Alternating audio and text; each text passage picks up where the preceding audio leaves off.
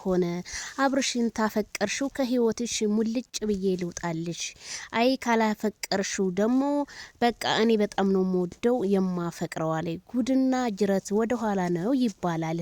ጉድ እኮ ነው። ሄርሜላ ጀግና ናት። እንደው ደፍራ ራሱ መጠየቋ ማለት ነው። እና ሩታ ደግሞ አልፈልገውም፣ እኔ ብፈልገው ኖሮ እስካሁን በእጅ አረገው ነበር አለች። አይ ሩታዬ እንደው የልጅሽን አባት ምንም ቢሆን እንደዚህ ግን አልፈልገውም ብለሽ በኋላ ላይ ግን አብረሽ ብትሆኚ የህዝቡ መሳቂያ እንዳትሆኚ ብዬ ነው የምፈራው። ምክንያቱም የኛ ሰው የያዘውን አይለቅም ብዬ ነው ሩታዬና አቤላዬ ዝም ብሏል። እኛ ዝምተኛ ወንድም ማለት ነው።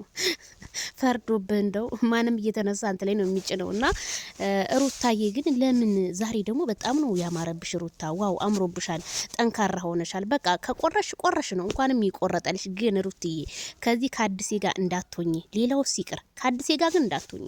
ደህናውን ቆንጆን ወንድ መርጠሽ አግቢ በቃ።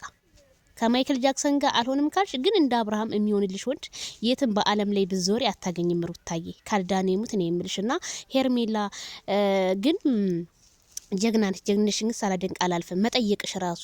ግን ሩታ እንዴት ባለሽን አሳልፈሽ ለሶሻል ሚዲያ ሰው ትሰጪዋለሽ? በዛ ላይ በተለያየ ቪዲዮ ላይ እየመጣችሁ እንደዚህ ስትሆኑ ግን ትንሽ እንኳን ህዝቤ ምንድነው የሚሰማው? ትንሽ እንኳን ይነቃብናል አትሉም? ቤተሰብዬ እኛ ድራማ ነው እንዳንል አንዳንዴ ጠንከር ይላሉ። ድራማ ነው ደግሞ ስንላቸው ደግሞ የሆነ በቃ እኔ በጣም ግራ የገባው ነው የና አብርሽና የነ ሩታ ነገር ማለት ነውና ለማንኛውም ሄርሜላ ይመችሽ። ላይክ ሸር ቤተሰብ